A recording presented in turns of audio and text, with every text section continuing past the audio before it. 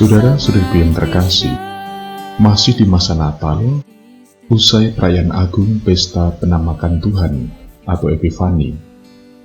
Sekarang, kita diajak memahami inti dari tugas hidup kita sebagai murid-murid Yesus. Surat pertama Rasul Yohanes, pasal 3, ayat 22, sampai pasal 4 ayat 6, menjelaskan bahwa tugas itu tidak lain meneruskan pemberitaan mengenai Yesus Kristus yang tidak lain adalah terang kebenaran Allah sendiri. Setiap orang beriman diberi wanti-wanti atau warning supaya mencari jalan hidup dengan pertama-tama memilih untuk percaya kepada Yesus Kristus Anak Allah, dan selanjutnya dalam keseharian agar saling mengasihi sebagaimana yang diperintahkan Yesus Kristus. Dua nasihat itu menjadi syarat utama kehidupan orang-orang beriman, supaya kita sungguh layak hidup di hadapan Allah, dan Allah tinggal dalam kehidupan kita melalui Roh yang telah dikaruniakan kepada kita. Dalam hal ini, kita diingatkan pula supaya tidak terlena dengan berbagai pengaruh roh-roh kegelapan yang seolah-olah akan menuntun kita kepada kebaikan hidup, namun sebenarnya justru akan menjauhkan kita dari iman akan Yesus Kristus. Rasul Yohanes menunjukkan salah satu ciri kehadiran pengaruh roh jahat adalah rujukan akan kenikmatan duniawi. Tentu dalam hal ini, kita bisa menjabarkannya sendiri tentang kenikmatan duniawi tersebut, sebab bisa jadi hampir setiap hari kita menjumpainya.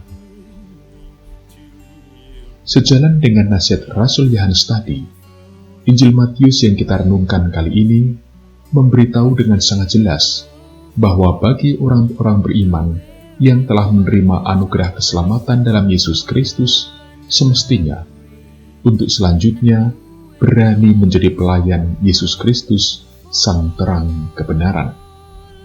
Caranya adalah meneruskannya kepada semua orang, terutama di antara mereka yang ada dalam belenggu hidup yang naas atau kecenderungan untuk terus tunduk pada kuasa-kuasa kejahatan yang menghancurkan martabat kehidupan mereka sendiri maupun martabat kehidupan orang lain. Supaya penghayatan iman ini tidak berhenti hanya pada pengetahuan teoritis, satu hal yang sangat penting dan mendesak untuk segera kita ambil sebagai keputusan adalah menanggalkan berbagai bentuk kebiasaan atau kesenangan yang melekat dalam diri kita karena nikmat secara duniawi dan manusiawi.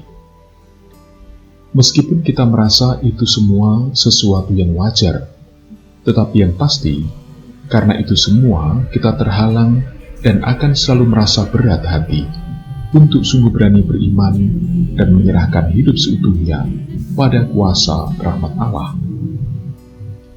Tentu selama hidup di dunia, bila dalam ukuran wajar, kita masih diperkenankan untuk mengusahakan dan memanfaatkan hal-hal duniawi.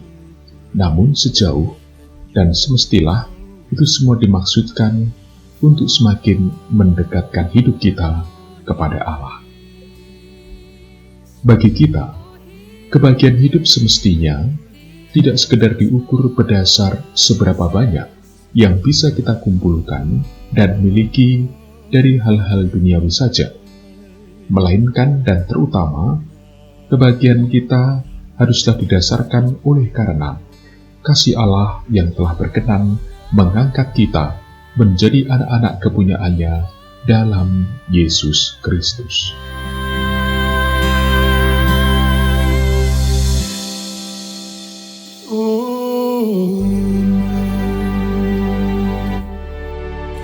Menai di